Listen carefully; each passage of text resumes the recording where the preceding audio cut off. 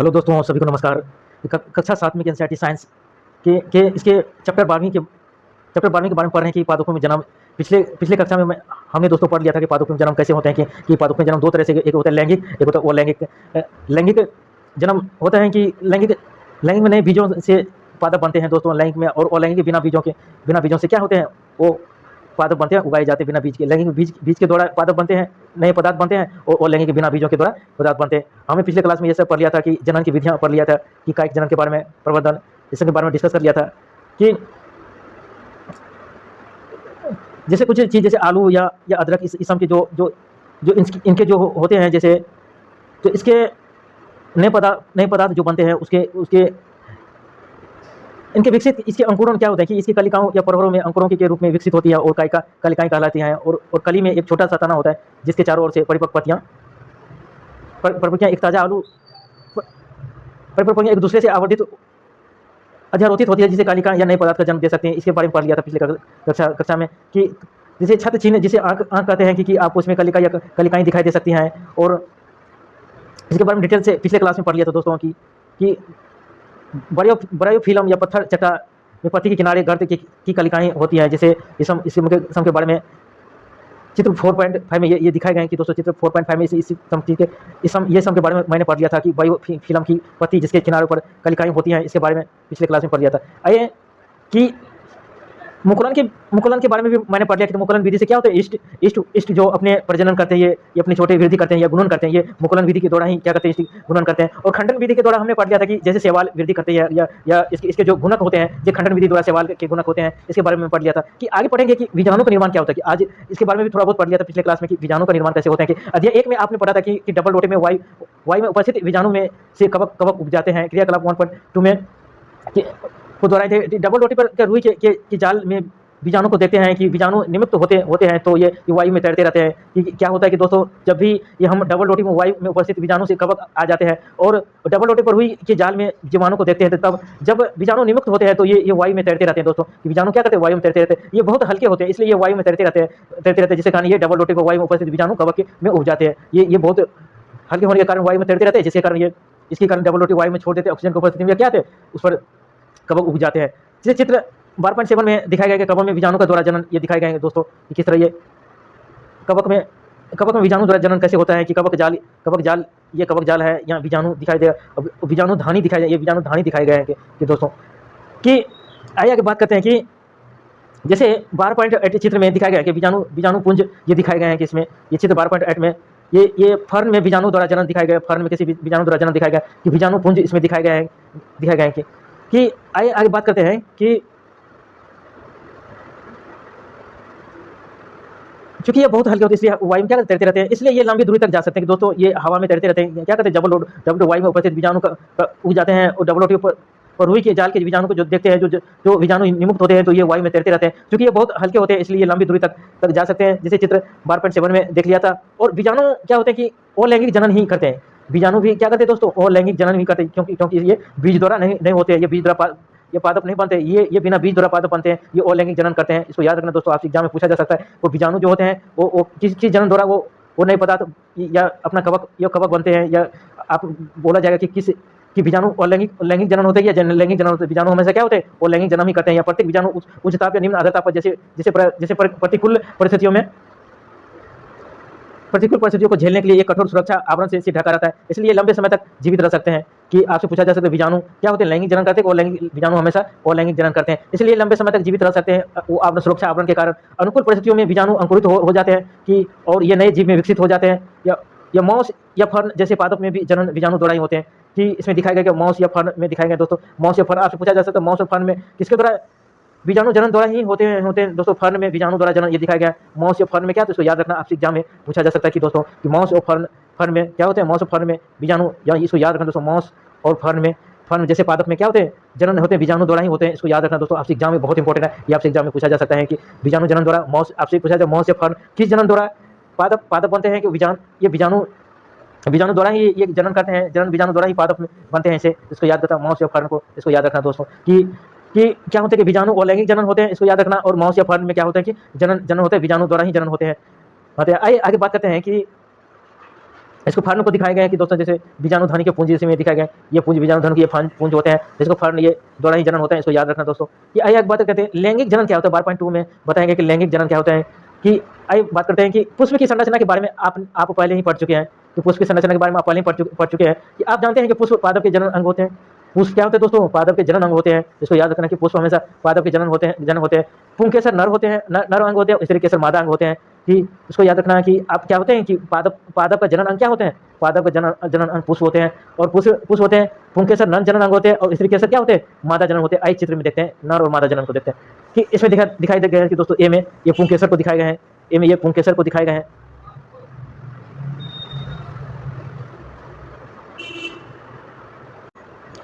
ए में पुंकेसर को यह दिखाया गया है कि दोस्तों कि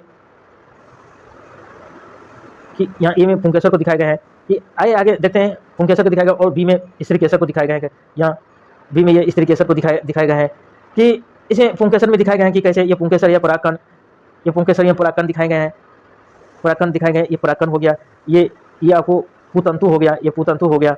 और पुंकेसर में और स्त्री केसर में दिखाए गए कि आपको ये दिखाया गया कि स्त्री केसर में ये क्या हो गया कि ये वर्तिकाग्र दिखाया गया, ये सबसे ऊपर वाला वर्तिकाग्र दिखाया गया, ये वर्तिका दिखाया गया। और अंडाशय, ये दोस्तों अंडाशय है, ये अंडाशय है, और इसी में ये बीजांड दिखाया गया कि बीजांड कैसे स्त्री केसर में दिखाया गया। ये जनन अंग है, ये पादप के जनन अंग है।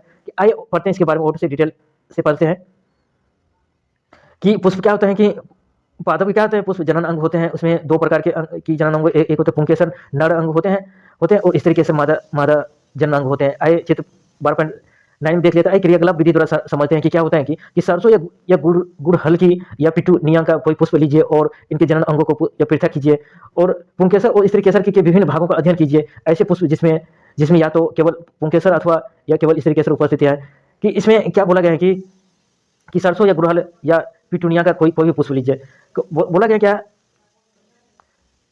कि लीजिए, बोला इसके जनन अंगों को पृथक कीजिए। बोला कि इसके जनन अंग क्या होता है, पुष्प होते हैं दोस्तों। बोला कि इसके जनन अंगों को पृथक कीजिए, और पुंकेसर और स्त्री केसर के विभिन्न भागों को आप अध्ययन कीजिए। बोला कि पुंकेसर और स्त्री केसर विभिन्न भागों को अध्ययन करें। बोला कि ऐसे पुष्प जिनमें या तो केवल पुंकेसर अथवा केवल स्त्री केसर उपस्थित होते हैं तो एक लिंगी पुष्प कहलाते हैं। ये क्या कहलाते हैं, एक लिंगी पुष्प कहलाते हैं, जिसमें या तो पुंकेसर होते हैं या स्त्री केसर उपस्थित होते हैं, उसे क्या एक लिंगी पुष्प कहलाते हैं। जिन पुष्पों में पुंकेसर या स्त्री केसर दोनों होते हैं उसे द्विलिंगी पुष्प कहलाते हैं। कि दोस्तों क्या होते हैं, जिसमें या पुंकेसर होते हैं या स्त्री केसर उपस्थित होते हैं, उसे एक लिंगी पुष्प कहलाता है। या जिन पुष्पों में दोनों होते हैं, पुंकेसर या स्त्री केसर दोनों होते हैं, उसे क्या कहते हैं, द्विलिंगी पुष्प कहलाते हैं।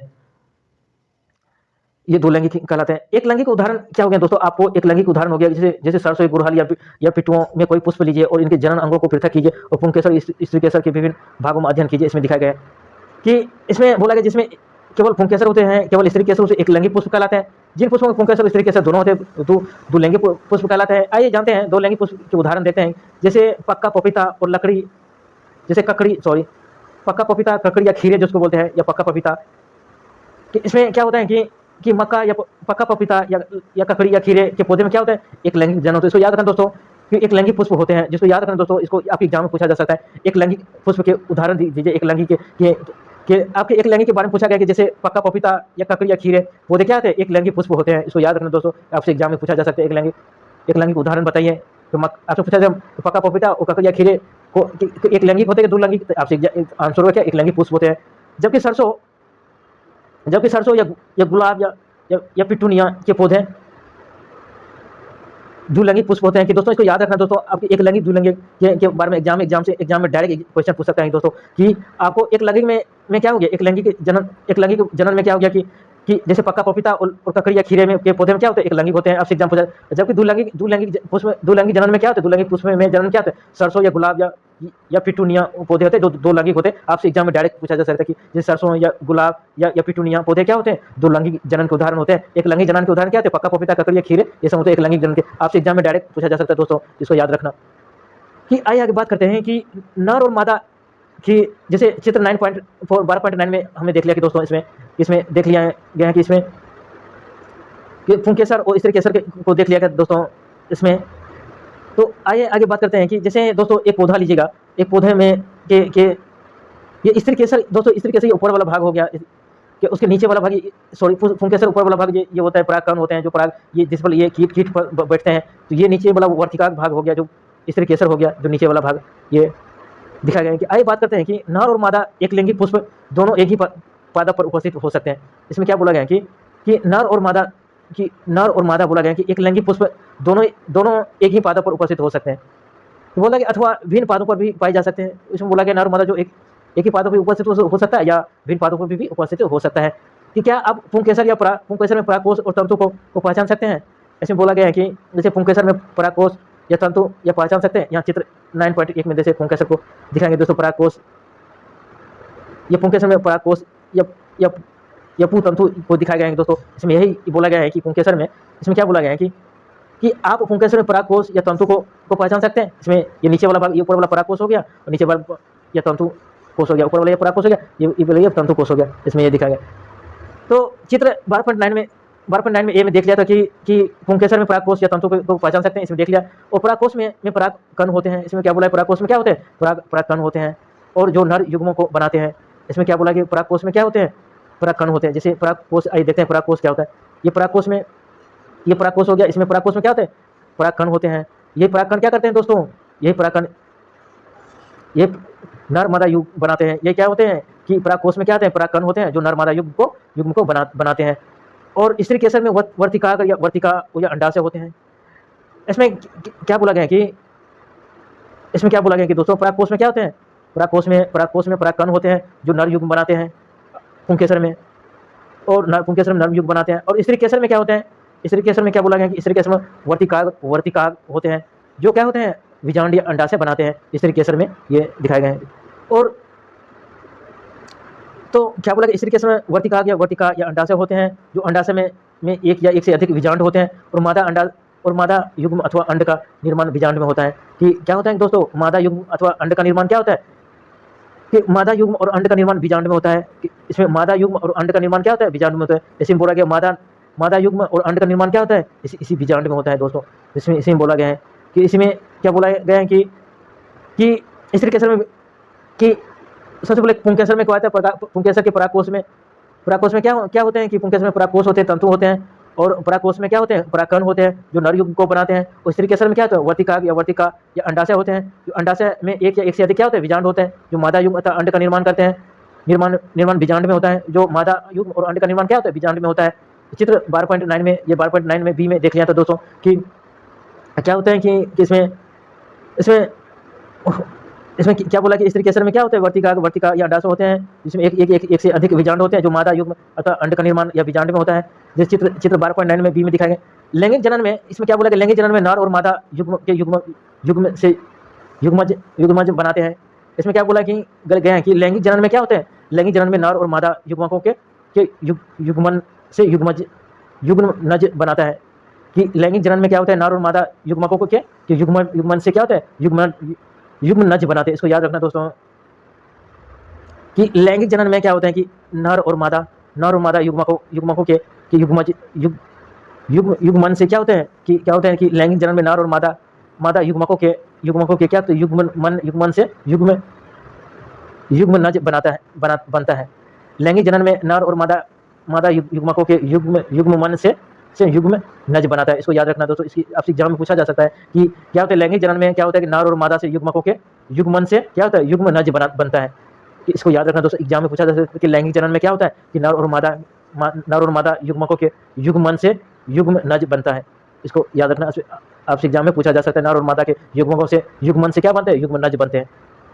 आइए आगे बात करते हैं कि बुझो जाना चाहता है कि परागकण में उपस्थित नर युग्म किस प्रकार बीजांड में उपस्थित मादा युग्म तक पहुंच जाता है। जिसमें बोला गया है कि जो परागकोश में परागकण होते हैं, परागकण में उपस्थित जो नर्म युग्म होते हैं वो नर्म युग्म किस प्रकार ये बीजांड में उपस्थित मादा युग्म में तक पहुंच जाते हैं। तो इसमें क्या होता है दोस्तों, कीट पतंग द्वारा ये क्या होते हैं, ये कीट पतंग क्या होते हैं कि ये परागकोश के परागकण पे बैठते हैं। तो उसके ये कीट पतंग के पैर या तितली में जो फंस जाते हैं, जो परागकण जो फंस जाते हैं, जिसके कारण क्या होते हैं कि उपस्थित नर युग्म होते हैं और ये क्या कहते हैं बीजांड में उपस्थित, स्त्री केसर के बीजांड में उपस्थित वो बीजांड में मादा युग्म में क्या होते हैं, पहुंच जाते हैं। कि आइए बातें करते हैं परागण के बारे में जानते हैं। परागण क्या होता है, ये कैसे होते हैं, इसके बारे में जानेंगे। समानता क्या होता है कि समानता परागकणों में दृढ़ या सुरक्षात्मक आवरण होते हैं। तो परागण में क्या होता है, परागण में समानता क्या होता है, परागकणों में दृढ़ या सुरक्षात्मक आवरण होता है जो उन्हें सूखने से बचाता है। क्या तो सूखने से बचाता है, क्योंकि क्योंकि परागकण हल्के होते हैं, अतः वह वायु अथवा जल द्वारा बहाकर ले जाया जा सकते हैं। कि इसमें क्या बोला गया है कि दोस्तों कि परागण क्या होता है, कि परागण क्या होता है, कि समानता क्या होता है, परागकणों में दृढ़ सुरक्षात्मक आवरण होता है। कि क्या होता है परागण में, क्या होता है परागण में एक समानता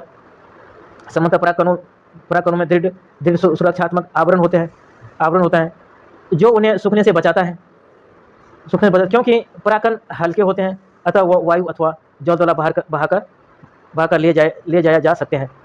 कि इसमें क्या बोला गया है कि दोस्तों परागण में क्या बोला गया कि परागकणों में दृढ़ सुरक्षात्मक आवरण होते हैं, परागकणों में क्या होता है, दृढ़ सुरक्षात्मक आवरण होते हैं जो उन्हें सूखने से बचाता है। और क्योंकि ये परागकण क्या होते हैं, हल्के होते हैं, अतः वह वायु अथवा या जल द्वारा क्या होता है, बहाकर ले जाए जा सकते हैं। कि क्या कहते हैं दोस्तों, ये परागकण क्या कहते हैं, बहुत हल्के होते हैं जो वायु में तैरते रहते हैं और हवा में वो तैरते रहते हैं। परागकण क्या होते हैं, कोश में परागकण क्या होते हैं जो हवा में तैरते रहते हैं, वो वायु में हल्के होते हैं, जिस कारण वायु तथा जल द्वारा बहाकर ले जाए जा सकते हैं। और पुष्पों पर बैठने पर ये क्या कीटों के शरीर पर परागकण चिपक जाते हैं। तो इसमें से पहले मैं बता दिया था दोस्तों कि ये पुष्प ये क्या कहते हैं, बूझो का आंसर मिल गया कि क्या होते हैं कि दोस्तों पुष्पों पर बैठने पर क्या कहते हैं, बैठने पर कीटों के शरीर पर क्या कहते हैं, परागकण चिपक जाते हैं। जब कीट ये उसी प्रकार के किसी अन्य पुष्प पर बैठते हैं तो वो पुष्प के वर्तिकाग्र या कुछ परागकण गिर जाते हैं। कि बोला गया कि वो अन्य पुष्पों पर कि क्या इसमें बोला गया पुष्पों पर बैठने पर क्या कहते हैं, कीटों के शरीर में परागकण ये चिपक जाते हैं। जब ये कीट उसी प्रकार के किसी अन्य पुष्प पर बैठते हैं तो क्या होता है, पुष्प के वर्तिकाग्र पर कुछ परागकण क्या होते हैं, गिर जाते हैं। अब ये बूझो जानना चाहता है कि पुष्प समानता इतने रंग बिरंग और सुगंध युक्त क्यों होते हैं, क्या ऐसा कीटों को आकर्षित करने के लिए होता है। तो आइए इसके भी आंसर के बारे में, इसके भी सवाल के पढ़ेंगे, आंसर जानेंगे। तो इसमें क्या बोला गया है कि दोस्तों कि इसके बारे में तो मैंने पढ़ लिया कि क्या होते हैं कि पुष्प पर बैठने वाले कीटों के शरीर में परागकण क्या होते हैं, चिपक जाते हैं। जब कीट ये उसी प्रकार के किसी अन्य पुष्प पर बैठते हैं तो क्या होता है, पुष्प के वर्तिकाग्र पर कुछ परागकण क्या गिर जाते हैं। वो परागकणों का परागकोश से पुष्प के वर्तिकाग्र पर हस्तांतरण परागकण कहलाता है। कि आपसे पूछा जा सकता है परागकण क्या होता है। परागकण क्या होता है दोस्तों, परागकण वे होते हैं परागकणों का परागकोश से क्या होता है, परागकणों का परागकोश से पुष्प के वर्तिकाग्र पर क्या होते हैं, पुष्प के वर्तिकाग्र को हस्तांतरण ही क्या होता है, परागकण कहलाता है। कि परागकण क्या होता है कि दोस्तों परागकणों का परागकोश से पुष्प के वर्तिकाग्र पर हस्तांतरण परागकण कहलाता है। परागकण के बारे में आपने पढ़ लिया कि परागकण वे होते हैं जो परागकोश से परागकण क्या होते हैं, पुष्प के वर्तिकाग्र पर हस्तांतरित हो जाते हैं। परागकोश से परागकण क्या होते हैं, वर्तिकाग्र पर हस्तांतरित हो जाता है, जिस कारण क्या होता है, परागकण कहलाता है। यदि परागकण उसी पुष्प के वर्तिकाग्र पर गिरते हैं तो इसे स्वपरागण कहते हैं। दोस्तों यदि उसमें क्या होता है कि यदि वही परागकण क्या होते हैं, ये वही पुष्प ये उसी पुष्प के वर्तिकाग्र पर गिरते हैं तो क्या होते हैं, तो वो स्वपरागण कहलाता है, उसी को स्वपरागण कहते हैं। जैसे चित्र 12.10 में 110 में दिखाए गए हैं कि दोस्तों यहाँ इसमें दिखाए गए हैं कि दोस्तों यहाँ इसको ध्यान रखना, यहाँ पर परागण यहाँ दिखाए गए हैं कि यहाँ पर परागण और यह स्वपरागण दिखाए गए हैं। कि इसमें क्या बोला गया है कि ये वर्तिकाग्र है, इसमें ये वर्तिकाग्र है, इसमें भी ये वर्तिकाग्र है, इसमें ये परागण है, ये परागण है। इसमें क्या बोला गया है कि ये वर्तिकाग्र, ये परागकोश से परागकण, ये परागकोश से ये परागण यदि इस वर्तिकाग्र पर गिरते हैं, यदि इस वर्तिकाग्र पर हवा से या जल से या कीट से या इस पर गिरते हैं तो ये स्वपरागण कहलाता है। और यदि इसका परागकोश से परागकण यदि इस पर बैठता है उसे परपरागण कहलाता है। आइए दोस्तों दोबारा से यदि समझते हैं, इसको अच्छे से समझते हैं, परपरागण स्वपरागण क्या कहता है। तो ये स्वपरागण वे होते हैं कि ए में ये स्वपरागण वे होते हैं कि जब यदि इसी का परागकोश से परागकण क्या होता है, यहाँ देखो ये दिखाई देते, यदि इस पर वर्तिकाग्र पर यदि वर्तिकाग्र पर चला जाता है तो ये क्या होता है, या कीट या हवा या वायु जल के द्वारा इसे स्वपरागण कहलाता है। यदि इस और इसमें और परपरागण क्या होता है, यदि यहाँ देखो तो तीर से दिखाए, यदि इसका परागकोश से परागकण इसके वर्तिकाग्र पर चले जाते हैं तो ये क्या कहलाता है, तो ये परपरागण कहलाता है। तो स्वपरागण परपरागण में हम सब समझ गए दोस्तों। स्वपरागण वे होते हैं जो खुद के परागकोश से परागकण क्या होते हैं, वर्तिकाग्र पर चले जाते हैं, उसे स्वपरागण कहते हैं। और परपरागण क्या होते हैं, जो किसी दूसरे पुष्प के परागकोश से परागकण क्या होते हैं या किसी अन्य पुष्प के वर्तिकाग्र पर चले जाते हैं, उसी को परपरागण कहते हैं। इसके बारे में पढ़िए दोस्तों, मेरे ख्याल से कोई समझने में कोई दिक्कत नहीं हुए होंगे। आगे पढ़ते हैं कि पुष्प के परागकण उसी पादप के किसी अन्य पुष्प के वर्तिकाग्र पर गिरते हैं तो उसे परपरागण कहते हैं। तो उसे परपरागण स्वपरागण के बारे में पढ़ लिया दोस्तों। तो आइए आगे पढ़ते हैं कि निषेचन के बारे में पढ़ते हैं कि दोस्तों निषेचन क्या होता है। कि जैसे हम लोग फल खाते हैं, ये जो हम लोग फल ये खाते हैं, ये निषेचन के दौरान कैसे बनते हैं, क्या होते हैं निषेचन, आइए जानते हैं। कि नर तथा मादा युग्मकों के युग्म युग्मन या संयोग द्वारा बनी बनी कोशिका युग्मनज कहलाते हैं। युग्मनज के बारे में हमने पढ़ लिया था दोस्तों। युग्मनज क्या होते हैं? जो नर और मादा युग्मकों के युग्मन या संयोग द्वारा बनी कोशिका क्या होते हैं? युग्मनज कहलाता है। युग्मनज वे होते हैं, ये सीधी सी समझो कि युग्मनज वे होते हैं जहाँ नर और मादा युग्मक क्या होते हैं? युग्मन या संयोग करते हैं। नर जो मादा युग्मक क्या होते हैं? संयोग करते हैं, युग्मन करते हैं। इसको संयोग करते हैं, इसको युग्मन कहते हैं। उसमें क्या कहते हैं? युग्मनज बनाते हैं। नर मादा युग्मक क्या होता है? संयोग करते हैं या युग्मन करते हैं, तो इसको युग्मनज कहलाता है। तो युग्मनज बनाने के लिए नर और मादा युग्मकों के युग्मन का प्रक्रम निषेचन कहलाता है। कि दोस्तों निषेचन यही कहलाता है कि निषेचन क्या होता है? जब भी नर और मादा युग्मकों के संयोग या युग्मन से बनी कोशिका युग्मनज कहलाता है। युग्मनज बनाने के लिए क्या होता है? नर और मादा युग्मकों के संयोग से क्या होता है? संयोग के प्रक्रम को या युग्मन के प्रक्रम को निषेचन कहते हैं। जब नर और मादा के युग्मकों के क्या होते हैं? या नर और मादा संयोग करते हैं। इस सीधी सी समझो, जब नर और मादा क्या होता है? दोनों युग्मक नर और मादा संयोग करते हैं, तो क्या कहता है? इसी प्रक्रम को क्या कहता है? निषेचन कहलाता है। तो निषेचन वे होते हैं जो नर और मादा युग्मकों के युग्मन या संयोग के प्रक्रम को, जब नर और मादा का युग्मन या संयोग जो प्रक्रम करता है, इसको निषेचन कहलाता है। जिसे चित्र 12.11 में दिखाए गए, जैसे चित्र निषेचन में दिखाए गए दोस्तों, यहाँ जैसे चित्र 12.11 में दिखाए गए कि जैसे निषेचन के बारे में दिखाया गया कि युग्मनज निर्माण कैसे होता है। कि सबसे पहले यहाँ दिखाया गया जैसे अंकुरित परागकण, ये दिखाया गया अंकुरित परागकण है। तो ये अंकुरित परागकण क्या कहता है? ये अंडकोशिका हो गया, ये अंकुरित परागकण हो गया। तो ये क्या करते हैं कि दोस्तों, तो कि ये पराग नलिका होता है। ये पराग नलिका में जो अंकुरित परागकण क्या होता है कि ये अंकुरित परागकण क्या होता है? पराग नालिका से या पराग नालिका से ये युग्मनज का निर्माण करती है। पराग नालिका से ये अंडकोशिका में चले जाते हैं, ये अंडकोशिका में चले जाते हैं, जिसके कारण ये निषेचन या युग्मनज निर्माण हो जाते हैं।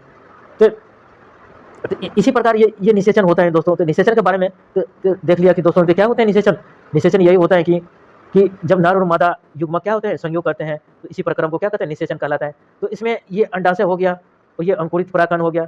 इसी को परागकण को नर बोल सकते हैं, इसको मादा बोल सकते हैं। यही नर और मादा तो संयोग करते हैं, तो इसी को क्या कहते हैं? निषेचन कहलाता है। ये पराग नालिका हो गया, यही परागकण क्या होता है? पराग नालिका से क्या होता है? अंडकोशिका में चला जाता है, जिसके कारण ये युग्मनज का निर्माण करता है। यहाँ दोस्तों यहाँ दिखाया गया किस तरह ये युग्मनज का निर्माण हुआ है। तो मेरे ख्याल से ये निषेचन के बारे में आप समझ गए होंगे। निषेचन वे होते हैं जब नर और मादा क्या करते हैं? संयोग करते हैं। नर और मादा युग्मक क्या करते हैं? संयोग करते हैं या युग्मन करते हैं। इसी प्रक्रम को क्या कहते हैं? निषेचन कहता है। तो इसके द्वारा हमने पढ़ लिया कि युग्मक को क्या कहते हैं? नर मादा युग्मक युग्मन संयोग द्वारा बनी कोशिका युग्मनज कहलाता है। या युग्मन बनाने के लिए नर और मादा युग्मकों को युग्मन प्रक्रम निषेचन कहलाता है। तो इतना पढ़ लिया इसके बारे में। तो युग्मनज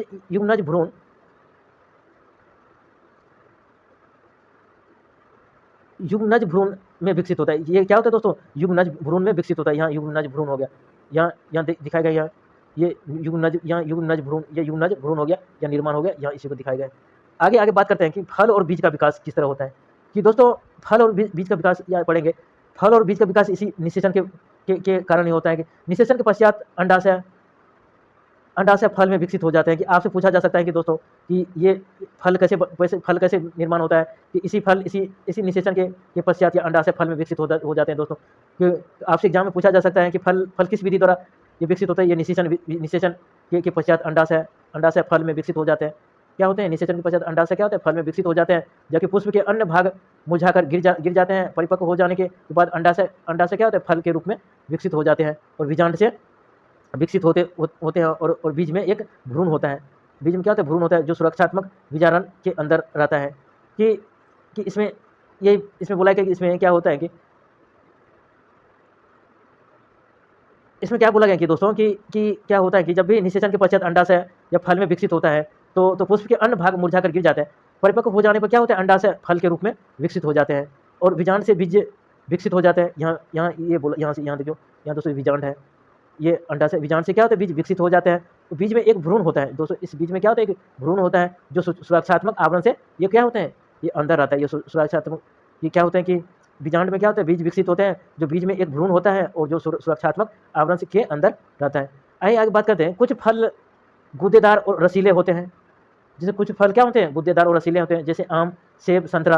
तो कुछ फल कठोर होते हैं, जैसे बादाम या अखरोट आदि।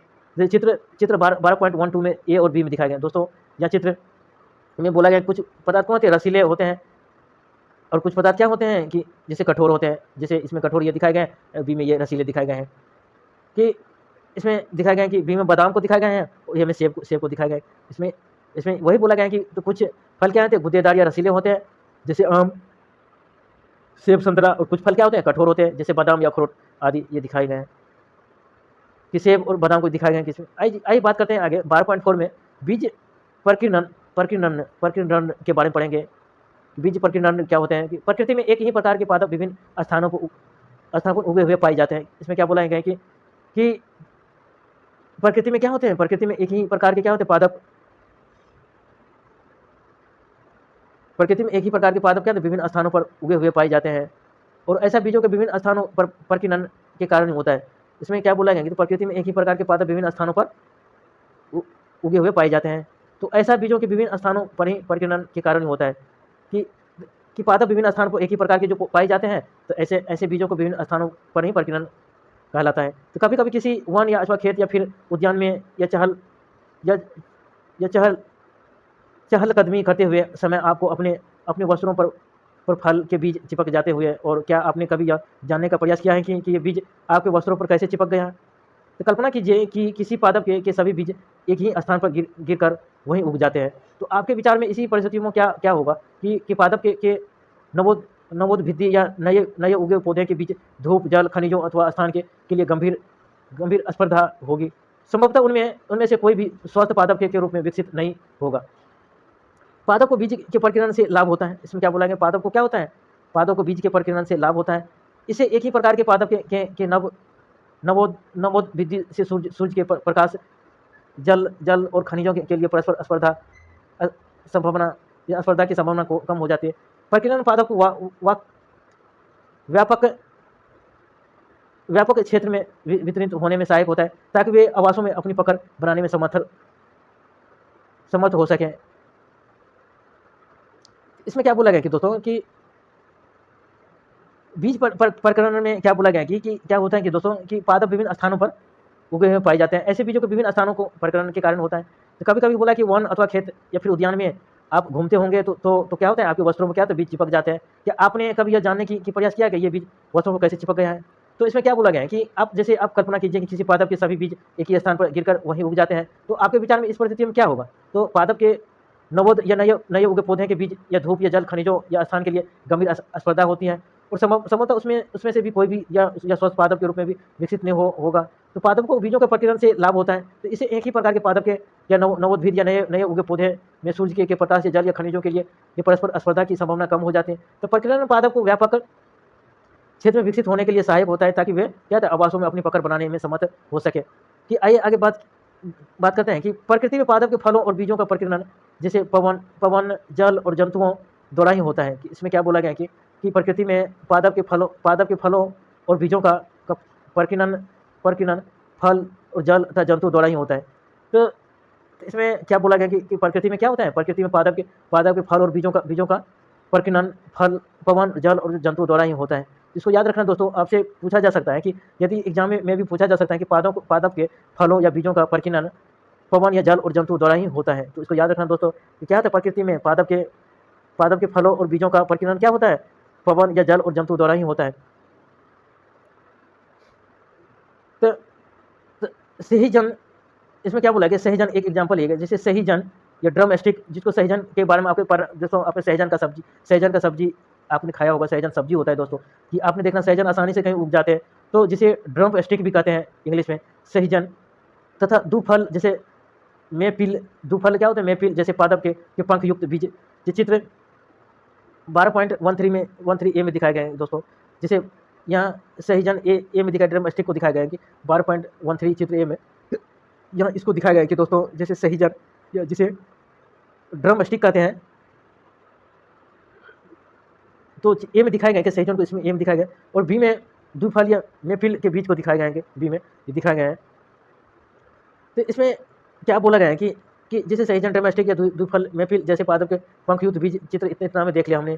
जैसे घासों के हल्के बीज अथवा आक या मदार के रोम युक्त बीज या सूरजमुखी के रोम युक्त फल, पवन के साथ उड़कर या सुंदर स्थानों तक चले जाते हैं। जैसे चित्र 12.14 में में दिखाए गए हैं कि दोस्तों इसमें क्या बोला गया है कि जैसे सूरजमुखी के रोम युक्त फल और बी में दिखाया गया कि मादर या आक के रोम युक्त बीज, इसमें दिखाया गया है कि दोनों को इसमें बारे में बोला गया है कि जैसे चित्र 12.12 में 14 में दिखाया गया कि ए में ये सूरजमुखी का जैसे ये कि सूरजमुखी का रोम युक्त फल इसमें दिखाए गए हैं, और बी में दिखाया गया मादर या आक के रोम युक्त बीज को दिखाए गए हैं, इसको ये दिखाया गया है, सूरजमुखी के ये दिखाया गया है। तो बी में मादर या आक के रोम युक्त बीज दिखाया गया एवं सूरजमुखी के रोम युक्त फल को दिखाया गया है। तो आइए आगे बात पढ़ते हैं कि इसमें क्या बोला गया है कि इसमें बोला गया है चित्र 12.14 ए और बी में देख लिया है। तो कुछ बीज द्वारा प्रकीर्णन होते हैं, तो ऐसे बीज अथवा फलों के आवरण तथा स्पंजी अथवा तंतुमय होते हैं ताकि वे जल में प्लवन या तैरते हुए एक स्थान से दूसरे स्थान तक जा सके। उदाहरण के लिए जैसे नारियल या कुछ बीज जंतुओं द्वारा प्रकीर्णन होते हैं, और विशेष रूप से यह कंठ की या कांटेदार बीज जिसमें हुक जैसी संरचनाएं होते हैं, जिसे बीज या जंतुओं के शरीर से चिपक जाते हैं और दूसरे स्थानों तक ले जाते हैं। इनके उदाहरण जैसे यूरेना और लेंथियम जिसमें दिखाया गया है कि जैसे लेंथियम का उदाहरण ये दिखाई दे, जो चित्र 12.15 में लेंथियम को दिखाई दे गया है दोस्तों। इसमें क्या बोला गया है कि इसमें बोला गया कि कुछ बीज जल तथा प्रकीर्णन होते हैं, ऐसे बीज अथवा फल के आवरण स्पंजी तथा तंतुमय होते हैं ताकि वे जल में प्लवन या तैरते हुए एक स्थान दूसरे स्थान जा सकते हैं। उदाहरण के लिए जैसे नारियल, कुछ बीज जैसे दोस्तों आपसे एग्जाम में पूछा जा सकता है कि जैसे कुछ बीज का नाम बताएं जो प्रकीर्णन होते हैं, ऐसे बीज अथवा फल अथवा आवरण या स्पंजी तथा तंतुमय होते हैं ताकि वे जल में प्लवन या तैरते हुए एक स्थान दूसरे स्थान तक जा सके। उदाहरण के लिए क्या होते हैं नारियल, कुछ भी जंतु द्वारा प्रकीर्णन होते हैं। प्रकीर्णन के एग्जाम्पल आप नारियल को याद रखना। और बोलता है कुछ भी जो जंतुओं द्वारा, कुछ बीज क्या होते हैं कि दोस्तों कि प्रकीर्णन कुछ क्या होते हैं, कुछ बीज क्या होते हैं प्रकीर्णन जल द्वारा होते हैं। कुछ प्रकीर्णन क्या होते हैं जल द्वारा, इसको याद रखना दोस्तों कि कुछ प्रकीर्णन क्या होते हैं जल या फल, या कुछ प्रकीर्णन के बीज जल द्वारा होते हैं। तो जल द्वारा कौन सा होते हैं इसको याद रखना, ये इंपॉर्टेंट है दोस्तों। आपसे एग्जाम पूछा जा सकता है कि कुछ प्रकीर्णन जल द्वारा प्रकीर्णन होते हैं, ऐसे बीजों अथवा फल के आवरण स्पंजी तथा तंतुमय होते हैं ताकि वे जल में प्लवन तैरते हुए एक स्थान दूसरे स्थान जा सके। उदाहरण के लिए नारियल। तो आपसे एग्जाम पूछा जा सकता है नारियल ऐसा कौन सा कौन एग्जाम्पल है जो क्या होते हैं जो बीज जल द्वारा प्रकीर्णन होते हैं, उसके बीज किसके द्वारा होते हैं, जल द्वारा प्रकीर्णन होते हैं। और कुछ क्या होते हैं कि कुछ प्रकीर्णन क्या होते हैं, कुछ बीज क्या होते हैं जंतुओं द्वारा प्रकीर्णन होते हैं। तो जंतुओं द्वारा कौन सी प्रकीर्णन होते हैं, तो आप याद रखना दोस्तों कुछ बीज जल द्वारा प्रकीर्णन होते हैं, जो जैसे एग्जाम्पल क्या हो गया नारियल, उसको याद रखना। कुछ जंतु क्या कुछ बीज क्या होते हैं जंतु द्वारा प्रकीर्णन होते हैं, विशेष रूप से जैसे कंठ की या कांटेदार जो बीज होते हैं जिसमें हुक या जैसी संरचनाएं होते हैं, और जिसे बीज जंतुओं के शरीर में चिपक जाते हैं और दूसरे स्थान तक ले जाए जाते हैं। उदाहरण के लिए उन्होंने जैसे जो जंतुओं द्वारा प्रकीर्णन जैसे यूरेना या जेंथिनम। यूरेना और जेंथिनम आपसे एग्जाम में पूछा जा सकता है। यूरेना जेंथिनम क्या होता है, जंतुओं द्वारा प्रकीर्णन होते हैं। जैसे जल द्वारा प्रकीर्णन नारियल होते हैं, और जंतु द्वारा प्रकीर्णन क्या होते हैं, यूरेना और जेंथिनम। तो इसको याद रखना दोस्तों, आपसे एग्जाम पूछा जा सकता है। जल द्वारा प्रकीर्णन क्या होते हैं, नारियल होते हैं, और जंतु द्वारा प्रकीर्णन क्या होते हैं, यूरेना और जेंथिनम क्या होते हैं, जंतुओं द्वारा ही प्रकीर्णन होता है। उसमें बोला है कुछ बीज जंतुओं द्वारा प्रकीर्णन होते हैं, विशेषकर जो कंठ की या कांटेदार बीज जिनमें हुक जैसे संरचना होते हैं, जिसमें बीज जंतुओं के शरीर में चिपक जाते हैं और एक दूसरे के स्थान पर तक ले जाया जाता है। इनके उदाहरण यूरेना और जेंथिनम को याद रखना दोस्तों। को जैसे चित्र जेंथिनम के जैसे चित्र 12.15 में दिखाए गए हैं। कि आगे आइए बात करते हैं आगे। कुछ पौधों के फल या झटके के साथ फट जाते हैं, और जिसके अंदर स्थित बीज प्रकीर्णन हो जाते हैं। इसकी क्या बोला है, कुछ फल क्या होते हैं झटके पर फल जाते हैं, जिसके कारण बीज प्रकीर्णन उसके अंदर क्या होता है, बीज प्रकीर्णन हो जाते हैं, और बीज जनक पादप से दूर जाकर गिरते हैं। कि क्या बोलते हैं, बीज क्या होता है जनक पादप से दूर जाकर गिरते हैं। तो एंडर और बाल्स के पादप में ऐसा होता है कि इसमें याद रखना दोस्तों, कितने इंपॉर्टेंट है दोस्तों। यही एग्जाम पूछा जा सकता है कि एंडर और बाल्स के पादप में क्या होते हैं, कि एंडर और बाल्स के पादप क्या होते हैं, कि इसमें क्या होता है कि फल फटने के साथ क्या होते हैं, जिसके अंदर स्थित बीज क्या होते हैं प्रकीर्णन हो जाते हैं। बीज जनक पादप से दूर जाकर गिरते हैं। बीज जनक क्या होता है, पादप से दूर जाकर गिरते हैं, और एंडर और माल्स के पादप में ऐसा होता है। इसमें क्या बोला गया, एंडर्स और माल्स के पादप में इसको याद रखना। इसमें किस प्रकार प्रकीर्णन होते हैं, इसको याद रखना दोस्तों। तो दोस्तों, तो आपने इस वर्ड को पढ़ लिया दोस्तों। इस वर्ड को तो आपने एक बार दोबारा से इस वीडियो को देखना, तो इसके सारे वर्ड ये शब्द क्लियर हो जाएंगे। आइए आपने क्या सीखा इसके बारे में पढ़ते हैं। कि सभी जीव अपने किस्म के बनाए रखने के लिए जनन या गुणन करते हैं।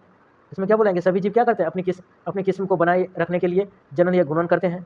पादप में जनन दो प्रकार से होता है। पादप में क्या होता है जनन, लैंगिक और अलैंगिक होते हैं। जो लैंगिक होते हैं वो बीज द्वारा होते हैं, जो अलैंगिक होते हैं बिना बीज द्वारा होते हैं। तो अलैंगिक जनन कुछ विधियां खंडन या मुकुलन या निर्माण या कायिक प्रबंधन द्वारा होते हैं। अलैंगिक वो होते हैं जो बीज द्वारा, बिना बीज द्वारा होते हैं। बिना बीज द्वारा क्या होते हैं, कौन विधियां होते हैं, जैसे खंडन होते हैं बिना बीज द्वारा। खंडन विधि द्वारा अपने से शैवाल का निर्माण कैसे होता है दोस्तों, खंडन विधि द्वारा है। मुकुलन विधि द्वारा कौन निर्माण होता है, यीस्ट का, जो नाम ने सुना यीस्ट का मुकुलन विधि। और बीजांड द्वारा किसे होता है, जैसे फल का नाम सुना है दोस्तों, फल जो होते हैं, फल का जो निषेचन बीजांड द्वारा होता है। इसमें पढ़ लिया दोस्तों बीजांड द्वारा। तो बीजाणु द्वारा जो बीजाणु द्वारा होता है, जो कायिक प्रबंधन होता है। तो लैंगिक जनन में नर और मादा युग्मक का युग्मन बनाता है। तो लैंगिक जनन में क्या होता है, नर और मादा क्या होता है, युग्मक बनाता है, जो बीज द्वारा होता है। तो बीज द्वारा पदार्थ होते हैं जो नर और मादा युग्मक बनाते हैं। कायिक प्रबंधन में पत्तियां या तना या मूल जैसे या कायिक भागों से नए पादप उग जाते हैं। इसमें क्या बोला गया है कि जैसे कायिक प्रबंधन में पत्तियां होते हैं। कायिक प्रबंधन में क्या होते हैं, पत्तियां, तना या मूल जैसे कायिक भागों से नए पादप उग जाते हैं। इसमें क्या बोला है, कायिक प्रबंधन में क्या होते हैं, कायिक प्रबंधन में पत्तियां, तना, मूल जैसे कायिक भागों से क्या होते हैं, नए पादप उग जाते हैं। कायिक प्रबंधन में क्या होते हैं, पत्तियां, तना, मूल जैसे कायिक भागों से नए पादप उग जाते हैं। पुष्प पादप का जनन अंग होता है। पुष्प क्या होता है, पादप का क्या होता है, जनन अंग होता है। पुष्प क्या होता है, पादप का जनन अंग होते हैं। एक लिंगी पुष्प में क्या होते हैं, एक लिंगी पुष्प में या तो नर या तो मादा जनन अंग होते हैं। द्विलिंगी पुष्प में क्या होते हैं, नर और मादा दोनों जनन अंग होते हैं। और नर युग्मक परागकणों के अंदर क्या होता है, मादा युग्मक बीजांड में पाया जाता है। कि नर युग्मक परागकणों के अंदर क्या होता है, नर युग्मक परागकण के अंदर मादा युग्मक बीजांड में पाया जाता है। और किसी पुष्प के परागकण से उसी पुष्प या नर युग्मक परागकणों के अंदर और मादा युग्मक बीजांड में पाए जाते हैं। इसमें क्या बोला कि नर युग्मक कहाँ होते हैं, परागकणों के अंदर होते हैं, और मादा युग्मक कहाँ होते हैं, बीजांड में पाए जाता है। तो किसी पुरुष के परागकोश से किसी पुष्प के परागकोश से उसी पुष्प या अथवा किसी अन्य पुष्प के वर्तिकाग्र या तक या परागकणों के हस्तांतरण का प्रक्रम परागण कहलाता है। परागण क्या कहलाता है दोस्तों, किसी पुष्प के परागकोश से उसी पुष्प के या अथवा किसी अन्य पुष्प के वर्तिकाग्र तक परागकणों के हस्तांतरण प्रक्रम को परागण कहलाता है। परागण दो प्रकार का होता है। इसमें क्या बोला गया है कि परागण क्या होते हैं, दो प्रकार का होता है। एक होता है स्वपरागण, एक क्या होता है, स्वपरागण होता है, एक होता है परपरागण होता है। परागण क्या होता है, परागकोश से उसी पुष्प के वर्तिकाग्र पर स्थानांतरित होते हैं। तो इसमें स्वपरागण क्या होते हैं, परागण क्या होते हैं, परागकोश से उसी पुष्प के वर्तिकाग्र पर हस्तांतरित होता है। जब परपरागण क्या होता है कि एक पुष्प के परागण से उसी प्रकार के दूसरे पुष्प के वर्तिकाग्र पर हस्तांतरण होते हैं। परागण पवन, जल तथा कीटों के द्वारा हो सकता है। नर और मादा युग्मक का युग्मन निषेचन कहलाता है। इसमें क्या बोला, नर और मादा युग्मक का युग्मन क्या कहलाता है, निषेचन कहलाता है। निषेचित अंड युग्मन या युग्मनज कहलाता है। युग्मनज का विकास भ्रूण में होता है। फल एक परिपक्व अंडाशय होता है। फल क्या होता है, एक परिपक्व अंडाशय होता है। जबकि बीजांड बीज में क्या होता है, विकसित होता है। बीजांड क्या होता है, बीज में विकसित होता है। बीज में विकासशील भ्रूण होता है। इसमें क्या कहते हैं, फल या परिपक्व अंडाशय होता है। जबकि बीजांड में फल क्या होता है, एक परिपक्व अंडाशय होता है। फल क्या होता है, एक परिपक्व अंडाशय होता है। जबकि बीजांड बीज में विकसित होता है। बीजांड क्या होता है, बीज में विकसित होता है। जबकि बीज में विकासशील भ्रूण होता है। बीज में क्या होता है, विकासशील भ्रूण होता है। इसमें क्या होता है, फल एक परिपक्व अंडाशय होता है और जबकि क्या कहते हैं, बीजांड बीज में क्या होता है, विकसित होता है और बीज में विकासशील भ्रूण होता है। और बीजों का प्रकीर्णन पवन, जल अथवा जंतु के द्वारा होता है। और बीज प्रकीर्णन एक ही स्थान पर पादप अथवा अधिक संख्या की वृद्धि को रोकने या सूर्य के प्रकाश या जल और खनिजों के लिए स्पर्धा को कम करने और नए अवसादों के अधिग्रहण में सहायक होता है। इसमें क्या बोला, बीज प्रकीर्णन नए स्थानों पर पादप की अधिक संख्या की वृद्धि को रोकने तथा सूर्य के प्रकाश जल या खनिजों के लिए स्पर्धा को कम करने या नए आवासों के अधिग्रहण में सहायक होता है। तो इसमें क्या बोला है कि दोस्तों कि बीज क्या होता है, बीज प्रकीर्णन एक ही स्थान पर पादप की अधिक संख्या की वृद्धि को रोकने तथा एक में क्या, बीज प्रकीर्णन क्या करता है, एक ही स्थान पर पादप की अधिक संख्या की वृद्धि को रोकने। बीज प्रकीर्णन तथा सूर्य के प्रकाश, जल, खनिजों के लिए स्पर्धा को कम करने। और बी में क्या बोला गया कि आवासों के अधिग्रहण में सहायक होता है। तो इसमें यही बोला गया कि बीज प्रकीर्णन के बारे में बोला गया कि एक स्थान से दूसरे स्थान की वृद्धि को रोकने के लिए और सूर्य के प्रकाश जल तथा बीजों खनिजों का सौदा कम करने के लिए और नए आवास। थैंक यू दोस्तों, आज इतना तक। इसको अभ्यास करना दोस्तों, आप इसको जब तक अभ्यास नहीं करेंगे तब तक नहीं कुछ नहीं सीख पाएंगे। इसको अभ्यास करना। थैंक यू दोस्तों, आज इतना ही तक। Thank you.